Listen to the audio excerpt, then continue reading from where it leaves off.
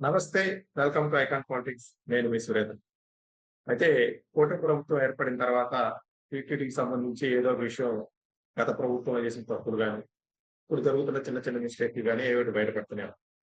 అయితే నిన్న జరిగిన ఒక సంఘటనలో భక్తులు కూటమి గవర్నమెంట్ డౌన్ డౌన్ అని అరవడం ఇవన్నీ తెలిసిన విషయం.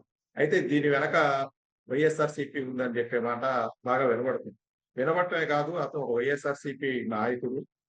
దానిలో భాగంగానే అలా అరవడం జరిగింది అని చెప్పేసి తెలుస్తుంది. ఆ వీడియో తీసిన వ్యక్తి కూడా టీటీడీ ఉద్యోగి కూడా ఆహ్, వైఎస్ఆర్‌సీపీ అతనే అనే మాట కూడా వినబడుతుంది. ఎందుకంటే గతంలో భూమన కరుణాకర్ రెడ్డి గారు ఒక మాట అన్నారు. టీటీడీలో దాదాపు 200 కెమెరాలు ఉన్నాయి. అంటే దాదాపు 200 మంది మా మనుషులే పనిచేస్తున్నారనే మాట వినబడింది. ఇదే విషయమై మనతో మాట్లాడడానికి డాక్టర్ ఎన్‌బి సుధాకర్ రెడ్డి గారు. నమస్తే సార్. నమస్తే అండి సురేంద్ర గారు. ఏం సార్ కూటమి ప్రభుత్వం వచ్చినప్పటి నుంచి టీటీడీపై కుట్ర జరుగుతుంది అని అనుకోవచ్చా? నిన్న జరిగిన సంఘటన గాని అంతకుముందు సంఘటన. టీటీడీ మీద కుట్ర చాలా రోజుల నుంచి జరుగుతోంది. చాలా రోజుల నుంచి జరుగుతోంది. కూటమి ప్రభుత్వం వచ్చిన తర్వాత మరింత వాళ్ళు పెచ్చరిల్లిపోతున్నారు వైఎస్ఆర్ పార్టీ వాళ్ళు. వైఎస్ఆర్ పార్టీ వాళ్ళులో ఎక్కువ మంది నాస్తికులు ఉన్నారు. అలాగే హేతువాదులు ఉన్నారు. అలాగే అన్య మతస్థులు ఉన్నారు. వాళ్ళకి హిందూ ధర్మాలు, హిందూ సంస్కృతి, హిందూ దేవుళ్ళ మీద పగపట్టి ఉన్నారు. వైఎస్ఆర్ పార్టీ అధికారంలో ఉన్న సమయంలో ఎన్ని గుళ్ళు కొట్టేశారు, ఎన్ని విగ్రహాలకు నేల కూల్చారు, ఇవన్నీ అందరికీ తెలుసు. ఆ లెక్కలు అవసరం లేదు. ఇప్పుడు వాళ్ళు జీర్ణించుకోలేకపోతున్నారు. తాజాగా కడప జిల్లాలో అంటే గత నెల 27, 28, 29 తేదీల్లో జరిగిన మహానాడు మహా అద్భుతంగా జరిగింది. నభూతో న భవిష్యత్ అన్నట్టుగా 5 లక్షల మంది వచ్చారు. చాలా అద్భుతంగా జరిగింది. అది జీర్ణించుకోలేక ఏదో ఒక అల్లరి సృష్టించాలి అని వెంకటేశ్వర స్వామి ఆలయాన్ని ఎంచుకున్నారు. వైఎస్ఆర్ పార్టీకి చెందిన అచ్చారావు అనుకుంటారు. కాకినాడ. ఆయన ఇంతకుముందు అక్కడ ఉన్న వేణుగోపాల స్వామి గుడికి చైర్మన్ గా ఉన్నారు. నిధుల దుర్వినియోగం చేశాడు. ఆ అభియోగాలు ఉన్నాయి. ఆయన క్యూ లైన్ లో ఉంటూ డౌన్ డౌన్ అని అరిచారు. బిఆర్ నాయుడు గారు డౌన్ డౌన్ లేదా ఇవన్నీ కూడా చేశారు. దాన్ని ఒక అతను వీడియో తీశాడు. ఇక్కడ చిన్న క్లారిఫికేషన్. మామూలు ఎవరి సెల్ ఫోన్ని వెంట తీసుకెళ్ళడానికి అనుమతించరు టీటీడీలో. అవన్నీ తీసి సెల్ ఫోన్ ఒక చోట డిపాజిట్ చేసుకొని ఆ తర్వాత ఇస్తారు. అయితే ఈయన అరుస్తుంటే చేతులు పైకెత్తండి, అరవండి, ఇంకా కేకలు పెట్టండి ఒక అతను చెప్తూ వీడియో తీశాడు. ఆ వీడియో ఎవరు తీస్తారు? సెల్ ఫోన్ ఉన్నవాడు తీశాడు. అక్కడ ఆ క్యూ లైన్లలో సెల్ ఫోన్లు ఉంచుకోగలిగిన వ్యక్తులు టీటీడీ సిబ్బంది మాత్రమే. ఆ టీటీడీ సిబ్బందిలోనే ఒక వ్యక్తి ఈ వీడియో తీసి దాన్ని వైసీపీ గ్రూపుల్లో వైరల్ చేశారు. గతంలోనే మీరు ఇందాక కూడా చెప్పారు, కరుణాకర్ రెడ్డి గారు చెప్పారు, నా మనుషులు 2000 మంది ఉన్నారు, అన్ని వివరాలు మాకు తెలుస్తుంటది అన్నారు గోశాల ఇష్యూ వచ్చినప్పుడు.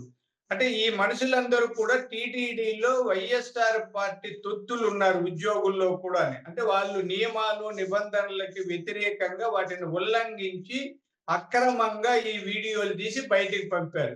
ఇవన్నీ పరిశీలిస్తే కొండ మీద పెద్ద ఎత్తున కుట్ర జరుగుతోంది. ఇక్కడ కడప జిల్లాలో జరిగిన మహానాడు వైభవాన్ని చూసి జీర్ణించుకోలేక దాన్ని డైవర్ట్ చేయడానికి తిరుమల కొండను ఎంచుకున్నారు. ఏదో విధంగా చూడండి, మీరు మొదటి నుంచి ఏమీ లేకపోయినా కూడా గోవులు ఏదో అయ్యాయి, చనిపోయాయి, ఎప్పుడో చనిపోయిన గోవులు చూపించారు. ఇట్లా ప్రతిదీ. అంతకుముందు కల్తీ నెయ్యి తెలుసు అందరికి. అంతకుముందు పింక్ డైమండ్ లేని డైమండ్ ను చంద్రబాబు నాయుడు గారు ఎత్తుకెళ్లారని ప్రచారం చేశారు. అంటే తొలి నుంచి చాలా రోజుల నుంచి, అంటే దాదాపు వైఎస్ రాజశేఖర రెడ్డి గారు ముఖ్యమంత్రి అయినప్పటి నుంచి ఇప్పటి వరకు కొండ మీద ఏదో విధంగా ఒక దుష్ప్రచారము, అపచారం చేయడం వైఎస్ఆర్ పార్టీ, అంతకుముందు కాంగ్రెస్ పార్టీ వాళ్ళకి అలవాటయింది. ఇప్పుడు అవన్నీ కుదరవండి. ఇవన్నీ అందరూ కూడా ఇప్పుడు అతను ఆ వీడియో ఎవరు తీశారు అతని మీద చట్టపరమైన చర్యలు తీసుకుంటారు. అరిచి కేకలు పెట్టిన అతను కూడా తర్వాత క్షమాపణ చెప్పాడు. నాకేదో ఆకలిగా ఉన్నది, ఫ్రస్ట్రేషన్ లో మాట్లాడానని. ఈ కుట్రని భగ్నం చేస్తాం. కుట్రల్లో భాగస్వాములైన వాళ్ళందరినీ శిక్షించడానికి టీటీడీ విజిలెన్స్ అధికారులు సిద్ధమయ్యారన్న విషయం అందరూ గుర్తిస్తే మంచిది. సార్ అయితే కూటమి ప్రభుత్వం ఏర్పడి దాదాపు సంవత్సరం కావస్తుంది సార్. గతంలో కూడా మనం విన్నాం. తిరుమల తిరుపతి దేవస్థానంలో చాలా మంది అన్య మతస్థులు ఉన్నారు. వాళ్ళని తొలగిస్తాం అనే మాట వినబడుతూనే ఉంది. అంతకుముందు అక్కడ ఉన్న యూనివర్సిటీలో అన్ని మతస్థులకు సంబంధించి ఒక ప్రోగ్రామ్ కూడా జరిగింది అనే మాట కూడా వినబడుతుంది. అంటే వైఎస్ఆర్సీపీ గవర్నమెంట్ వచ్చినప్పటి నుంచి ఇక్కడ ఏదో ఒక విషయం జరుగుతూనే ఉంది. కానీ ఇప్పుడు గవర్నమెంట్ వచ్చి దాదాపు సంవత్సరం అవుతుంది. కానీ అన్య మతస్థులు ఉన్నారు అనే మాట ఇంకా వినబడుతూనే ఉంది. అంటే ఏంటి సార్, ఇంకా ప్రక్షాళన జరగట్లేదా? లేకపోతే ఆహ్, చూసి చూడనట్టు వదిలేస్తున్నారు అనుకోవాలా కూటమి గవర్నమెంట్? చాలా స్ట్రిక్ట్ గా ఉన్నారండి బిఆర్ నాయుడు గారు. బిఆర్ నాయుడు గారు అన్య మతస్థుల విషయంలో పట్టుదలతో ఉన్నారు కాబట్టి వాళ్ళు మళ్ళీ పెట్టలేకపోతున్నారు. ఆయన తొలి నుంచి చెప్తున్నారు. ఇక్కడ చిన్నదండి, చాలా మంది ఆదివారాల్లో చర్చిలకు లేదా మసీదులకు ఎక్కడో వేరే చోట పోయి ప్రార్థనలు అవి చేస్తున్నారు. ఇక్కడేమో హిందువులని చెప్పుకుంటున్నారు. ఇక్కడ చట్టబద్ధంగా వాళ్ళు మారినట్టు సర్టిఫికెట్లు చూపలేకపోతున్నాం. అంటే ఎవరైనా ఒకరు మతం మారితే అతనికి చాలా రిజర్వేషన్లు ఉన్నా అవి రద్దు అవుతాయి. ఎస్సీ రిజర్వేషన్ ఉంటే బీసీలు అవుతారు. వాళ్ళకి ఆ రిజర్వేషన్లు వర్తించవండి. కానీ వీళ్ళందరూ కూడా మతం మారిపోతారు, అక్కడ తిరుగుతుంటారు. రికార్డులలో వీళ్ళ ఒరిజినల్ కులమే ఉంటారు. ఒకవేళ మనం అక్కడ వాళ్ళు అన్య మతస్థుల ప్రార్థనా స్థలాల్లో ప్రార్థనలు చేస్తున్న ఫోటోలు, వీడియోలు తీసినా కూడా కోర్టు అది తప్పు కాదులే, మన లౌకిక రాజ్యం, ఎవరు ఏ మతాన్నన్నా చూడొచ్చు. తిరుమల కొండకు కూడా అన్య మతస్థులు వచ్చి సంతకం చేసి దేవుణ్ణి దర్శనం చేసుకుంటున్నారు అంటే కోర్టు చెప్తారు. అంటే చిన్న సున్నితమైన కొన్ని రాజ్యాంగ అంశాలని ఆధారం చేసుకుని వాళ్ళు బయటపడుతున్నారు. అయినా దాని మీద పకడ్బందీగా ఉన్నారు. అన్య మతస్థుల ఆగడాలు మితిమీరకుండా కట్టుదిట్టమైన చర్యలు తీసుకుంటాం. భవిష్యత్తులో వాళ్ళనందరినీ కూడా గుడి నుంచి లేదా ఆ టీటీడీ వ్యవస్థల నుంచి బయటికి పంపేస్తామని.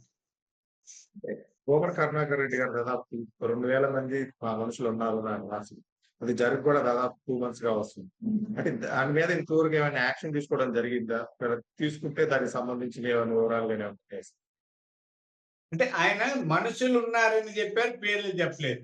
ఒకటండి, ఇక్కడ మనం ఇది మీకు ఇందాక చెప్పాను, చట్టం ఒకటి, ఉద్యోగాలు మనం తీసేయలేం కదా. మనం రికార్డెడ్ గా వాళ్ళు చేసిన తప్పులు దొరికితే పాలనాపరమైన చర్యలు అఫీషియల్ గా వాళ్ళ మీద బదిలీ చేయడం, సస్పెండ్ చేయడం అవి చేస్తాం. ఉద్యోగాలు తీసేయలేం. అంటే మీకు చట్టాల గురించి చెప్తున్నాం. కాబట్టి ఆయన మనసులో మాకు కూడా తెలుసండి, మేము తిరుపతి వాళ్ళే కాబట్టి ఎవరు వైఎస్ఆర్ పార్టీ వాళ్ళు ఎవరు వ్యతిరేకులు కూడా తెలుసు. అంటే వాళ్ళ చర్యల్లో తెలిసినా కూడా చట్టపరంగా వాళ్ళ మీద ఏదైనా తీసుకోవాలంటే రికార్డెడ్ గా వాళ్ళ నేరము తప్పు మనకు తెలియాలి. వాటి కోసం చూస్తున్నారు. అలాంటి వాళ్ళని ఇప్పుడు ట్రాన్స్ఫర్లు చేశారు. కొంతమంది ప్రక్షాళన జరుగుతోంది, అది చాలా మందికి తెలియదు. అలాంటి వాళ్ళని తిరుమల కొండ మీద లేకుండా కిందకి పంపడమో ఏదో, అంటే కొన్ని మనం వాళ్ళని చర్యలు తీసుకోలేము. తెలుస్తుందండి, తెలిసినా కూడా రికార్డెడ్ గా వాళ్ళని ఏమి చేయలేము. ఏదన్నా ఒకవేళ సస్పెండ్ చేస్తే కోర్టుకు పోతారు. అంటే కోర్టులు కూడా ఉన్నాయి కదా. అలా గందరగోళం సృష్టించడం కంటే నెమ్మదిగా, అదే మా పల్లెలో సామెత ఉంది, కంటికి తగిలే ముళ్ళు ఉంటే దాన్ని తప్పించుకుంటే చాలు, దాన్ని ఎందుకు పుచ్చుకొని వైద్యం చేసుకొని వాళ్ళని తప్పిస్తున్నాం. ఆ కంటికి తగిలే పుల్లల్ని ముళ్ళుల్ని అన్నింటిని కూడా పక్కకి తప్పించే ప్రయత్నం జరుగుతోంది. అవి అందులో సఫలం అవుతామండి. Thank you sir. భవిష్యత్తులో ఇలాంటివి జరగకూడదు, అలాంటి దేవస్థానాలను కోరుకుంటున్నాం. మీ అభిప్రాయం తెలియజేసినందుకు ధన్యవాదాలు సార్.